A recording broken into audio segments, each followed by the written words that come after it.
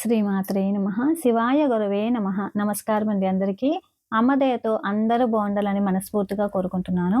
ఈరోజు మనము లలితా సహస్రనామ స్తోత్రములోని 33వ శ్లోకము నేర్చుకుంటున్నాము. మరి లలితా సహస్రనామ స్తోత్రములో భండాసుర వధఘట్టము ఇంకా ముగింపుకు వచ్చేసారనమాట. అంటే యుద్ధం అనేది ముగియబోతోంది. ఈరోజు మనము చెప్పుకోబోయే శ్లోకములో లలితాదేవి మహాశక్తివంతమైన అస్త్రమైన కామేశ్వరాస్త్రం దానితో భండాసురుని ఎలా అంతమొందించారో, ఆ తర్వాత ముక్కోటి దేవతలు అమ్మను ఎలా స్తుతించారో తెలుసుకుందాము. వీడియోని ఎక్కడ స్కిప్ చేయకుండా చివరి వరకు చూడండి. భండాసురుడి సైన్యం అంతా తుడిచిపెట్టుకుపోయిన తర్వాత చివరగా భండాసురుడు నేరుగా అమ్మవారితో యుద్ధానికి దిగుతాడు. ఆ క్రూర రాక్షసుడిని సంహరించడానికి లలితాదేవి అత్యంత శక్తివంతమైన కామేశ్వర అస్త్రాన్ని ప్రయోగిస్తుందన్నమాట.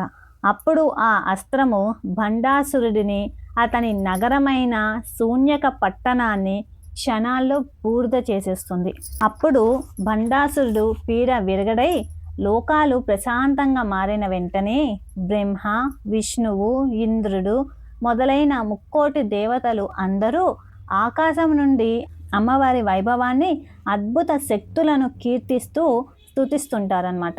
అధర్మంపై ధర్మం సాధించిన విజయానికి ఈ శ్లోకము ప్రతీక అనమాట.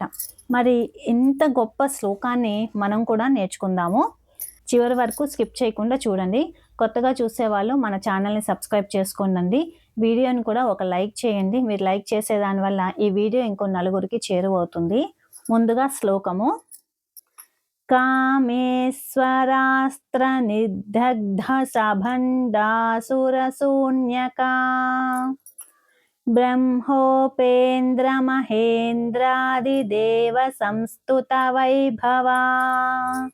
మనకి ఈ శ్లోకంలో కూడా 2 నామాలు వస్తున్నాయండి. 2 నామాలు కూడా మనకి 16 అక్షరాల నామాలే అన్నమాట. అంటే ప్రతి నామము పూర్తిగా చెప్పాలి, ఎక్కడ విడదీయకుండా పూర్తి నామము ఒకేసారి చెప్పాలి. కామేశ్వరాస్త్ర నిర్దగ్ధ సభండాసురశూన్యకా బ్రహ్మోపేంద్ర మహేంద్రాది దేవ సంస్తుత వైభవా. ఇక్కడ చూస్తే కనుక కామేశ్వరాస్త్ర అంటే కామేశ్వరాస్త్ర అనే అస్త్రమును ప్రయోగముతో నిర్దగ్ధ విశేషంగా దహింపబడిన సభండాసుర శూన్యక భండాసురునితో కూడిన శూన్యక నగరము కలది అనేసి అని చెప్పి మనము ఇంతకుముందు చెప్పుకున్నాం కదా వీడియో మొదట్లోనే. భండాసురుడి సైన్యం అంతా కూడా తుడిచిపెట్టుకొని పోయిన తర్వాత చివరిగా భండాసురుడు, అతని నగరం మాత్రమే మిగిలిందనమాట. అందుకనేసి అమ్మవారు మహాశక్తివంతమైన కామేశ్వరాస్త్రాన్ని ప్రయోగించి భండాసురుని ఇంకా అతని శూన్యక పట్టణాన్ని నాశనం చేస్తారనమాట. అంటే దహించి వేస్తారనమాట ఆ అస్త్రంతో. మరి మనము నామావళిలో చెప్పేటప్పుడు, అమ్మని నమస్కరించుకునేటప్పుడు శ్రీ కానీ ఓం కానీ చేర్చి శ్రీ కామేశ్వరాస్త్ర నిర్దగ్ధ సభండాసుర శూన్యకాయై నమః. శ్రీ కామేశ్వరాస్త్ర నిర్దగ్ధ సభండాసుర శూన్యకాయై నమః. ఇదన్నమాట. మరి మనము ఈ నామంలో ఒత్తులు దీర్ఘాలు ఒకసారి చూద్దాము. కామేశ్వరాస్త్ర నిర్దగ్ధ సభండాసుర శూన్యకా. కామేశ్వర అన్నప్పుడు సా కింద వావత్తు వచ్చింది. కామేశ్వరాస్త్ర, ఇక్కడ స్త్ర అన్నప్పుడు సా కింద రావత్తు తావత్తు వచ్చింది. నిర్దగ్ధ రా కింద దావత్తు, అలాగే గా కింద ధావత్తు, అంటే మహాప్రాణాక్షరం ధా అనేది ధా. సభండాసుర భా అనేది మహాప్రాణాక్షరము. ఇక్కడ శూన్యక అన్నప్పుడు నా కింద యావత్తు వచ్చిందనమాట. ఇప్పుడు ఇక్కడ కింద మనము రాసుకుందాము. స్వ అన్నప్పుడు సాకి వావత్తు వచ్చింది. ఇలా ప్రతి దాంట్లోనూ రాయడం ఎందుకు అనేసనంటే, మనము చదివేటప్పుడు గుర్తు పెట్టుకొని చదువుతాము. ఎక్కడ దేని కింద ఏ వత్తు వచ్చింది, ఏది మహాప్రాణ అక్షరము అనేసని చెప్పి తెలుసుకుంటాము అని చెప్పేసని మాత్రమే నేను ప్రతి వీడియోలో కూడా ప్రతి శ్లోకానికి ఇలా రాయడం అనేది జరుగుతుందండి.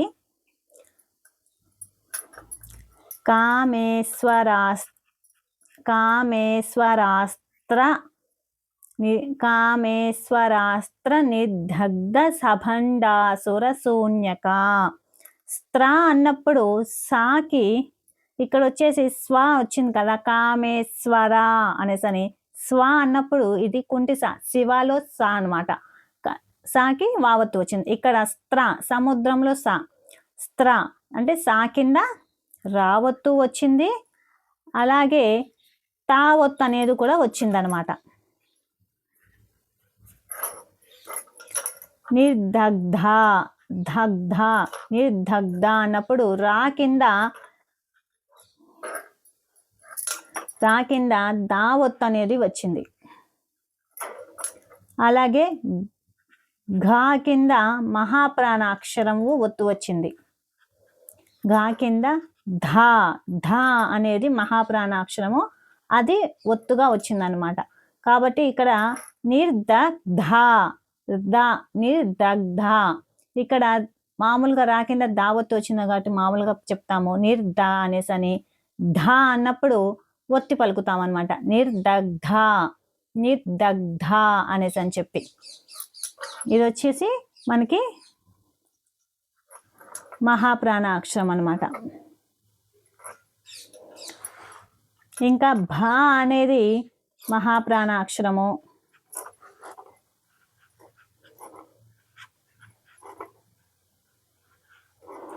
న్యా అన్నప్పుడు శూన్యక. శూన్యక అన్నప్పుడు నాకి యావత్ అనేది వస్తుందన్నమాట.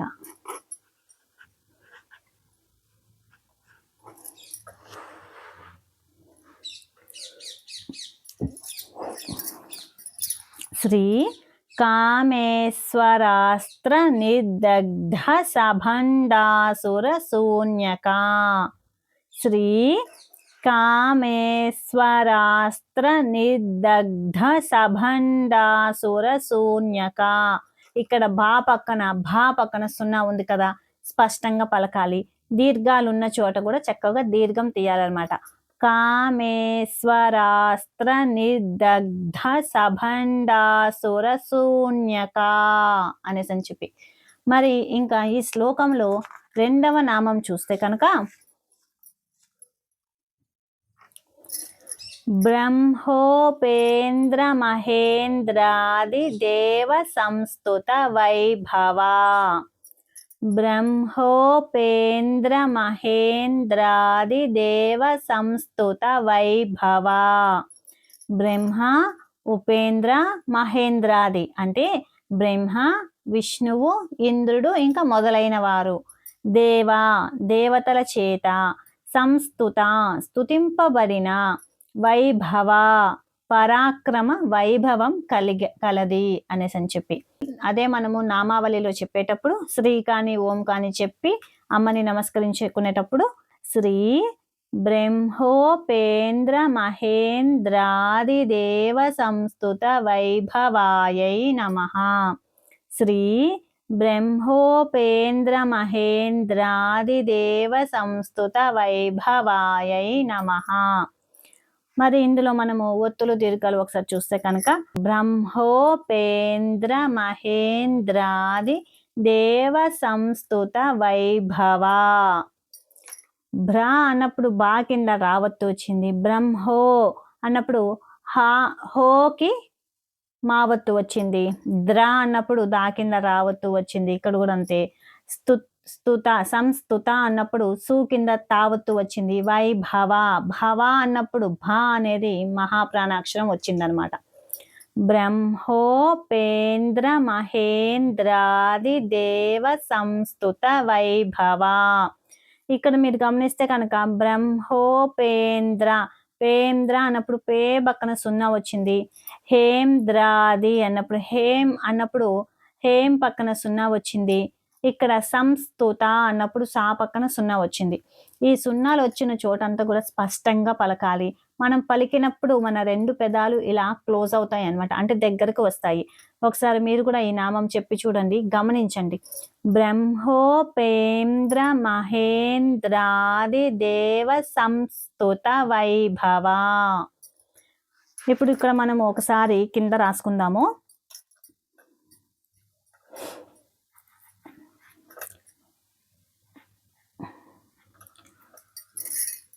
బ్రా అన్నప్పుడు బాకి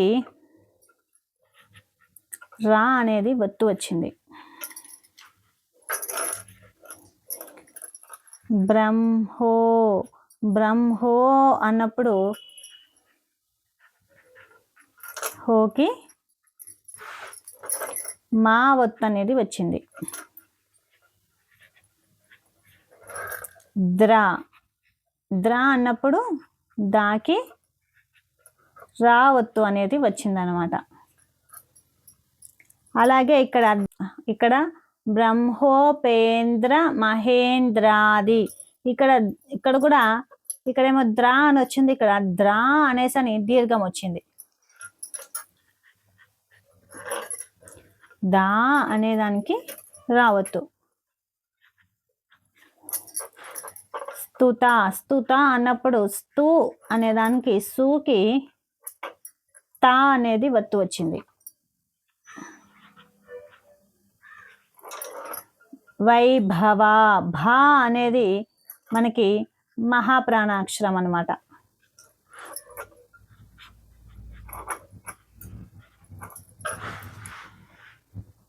ఇప్పుడు మళ్ళీ ఇంకొకసారి ఈ నామం చూస్తే కనుక బ్రహ్మోపేంద్ర మహేంద్రాది దేవ సంస్తుత వైభవ. వైభవ భా అనేది కొంచెం ఒత్తి పలకాలన్నమాట.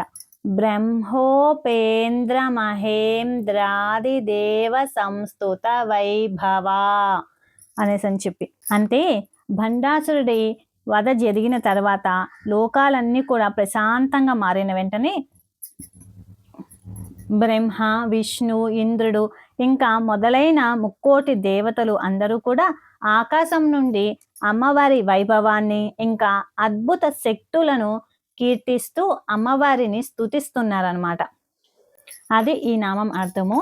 మళ్ళీ ఇప్పుడు ఒక్కసారి మనము ఈ శ్లోకం మొత్తం కూడా ఒక్కసారి చెప్పుకుందాము. కామేశ్వరాస్త్ర నిర్దగ్ధ సభండాసురశూన్యకా బ్రహ్మోపేంద్ర మహేంద్రాది దేవ సంస్తుత వైభవా. కామేశ్వరాస్త్ర నిర్దగ్ధ సభండాసురశూన్యకా బ్రహ్మోపేంద్ర మహేంద్రాది దేవ సంస్తుత వైభవా. ఈరోజైతే మనము 33వ శ్లోకం నేర్చుకున్నాం కదా. రేపు 34వ శ్లోకం నేర్చుకుందాము. అంతవరకు సెలవు. శ్రీమాత్రే నమః. శివాయ గురవే నమః. సర్వం శ్రీ లలితార్పణమస్తు.